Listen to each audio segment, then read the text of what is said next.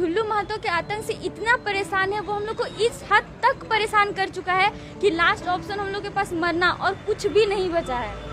आज हमको, मेरी बहन को, मेरे भाई को, सबको पढ़ाई लिखाई छोड़कर आज हम लोग को आम अनशन पर बैठना पड़ रहा है। सिर्फ किस लिए? भूख के लिए। भूख तो किसी का नहीं सुनता है, उसको तो देना ही पड़ेगा, चाहे शिक्षा हो या ना दो।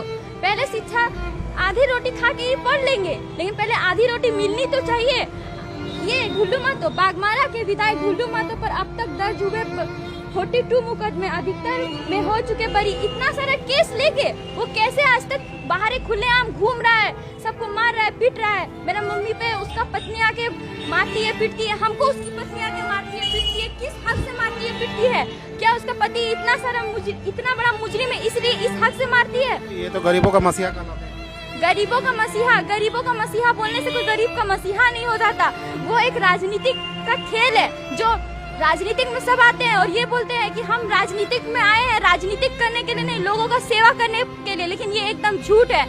ये क्या मामला है? मामला मेरे चिटाही धाम स्थित में हमारा घर है और वहीं पर हमारा छोटा सा जमीन है जो दे दाकर थोड़ा सा बचा हुआ है। उसमें हम लोग को, मेरे पापा जो छोटे मोटे काम करते थे, बस दुकान नहीं, पहले ब्लॉक 4 में काम करते थे, तब हम लोग किसी तरह अपना जिंदगी गुजर बसर कर लेते थे। लेकिन विधायक ढुल्लू महतो मेरे पापा को तंग करने लगा कि उसको ये जमीन हमको चाहिए तो चाहिए, दे दो। मेरे पापा बोले नहीं देंगे, तो वो खुद आके मुंह पे बोलते थे कि तुमको हम गलत बोलेंगे तो गलत करना पड़ेगा। तो मेरे पापा बोले नहीं करेंगे।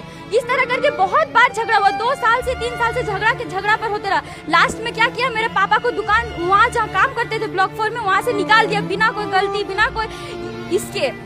उसके बाद से लास्ट मेरे पापा इतना मानसिक रूप से परेशान हो गए। फिर मेरे मम्मी ने कहा कि छोड़ो ना, राज मंदिर में थोड़ा सा जमीन बचा है ना, हम लोग दोनों मेहनत करेंगे, अपना बच्चा लोग को पढ़ाएंगे लिखाएंगे, इस काबिल बनाएंगे कि उसको हम लोग उससे हम लोग उस काबिल अपना बच्चा लोग को बनाएंगे कि उससे लड़ सके।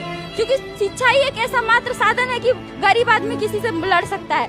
पर जब उसको ये भी हजम नहीं हुआ तो अलग अलग तरह से बोलने लगा कि ये करो, हटाओ अपना दुकान। हम लोग हटा देते थे, लेकिन फिर से वो गाली गलौज, मारपीट, इस तरह काम करता था कि तो अपना जमीन पे है और वो दूसरा नाम पे जमीन पर दूसरा जैसे कि हम लोग का जमीन पे दूसरा नंबर है, तो वो दूसरा की तरह से इस तरह का दावा कर दिया गया है। और सीओ इसमें तो भरपूर रूप से मिल गया है, इस तरह मिला है कि उसका दावा भी उसका मिल गया। लेकिन आज हम लोग के पास सारा कागज पत्तर ऐसा चीज नहीं है। अगर कोई कब से दुकान बंद है? हम लोग का आज 2 महीना से दुकान बंद है। और पहले ट्रैक्टर लगाया, जब ट्रैक्टर का हम लोग विरोध किए, जब हम लोग SDM सबको पास दिए, तो SDM के पास घूमते